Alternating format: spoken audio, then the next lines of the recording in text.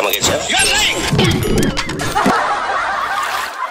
Ano yung ibinigay na assurance ng Malacanang na talagang walang anomalya sa 2025 national budget?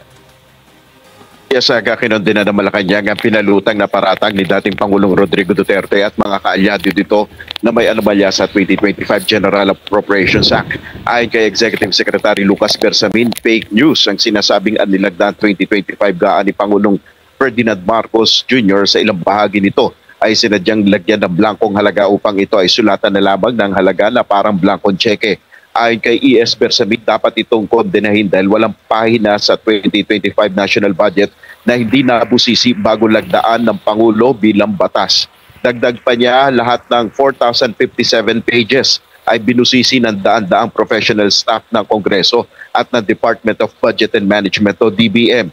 Metikuloso anya itong pinag-aralan line by line ng mga civil servants para matiyak na walang discrepancy sa mga inilalaang pondo. Imposible anyang iniwan ng blanco ang halaga ng ilang items.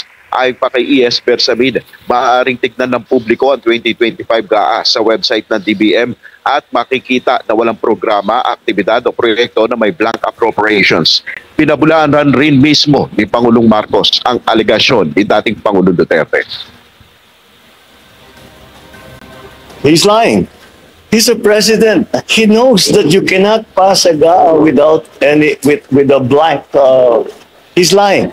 And he's lying because he knows perfectly well that that doesn't ever happen. Sa kasaysayan ng buong Pilipinas, hindi pinapayagan na magkaroon ng item ang GAA nang hindi nakalagay kung ano yung project at saka ano yung gastos, ano yung pondo.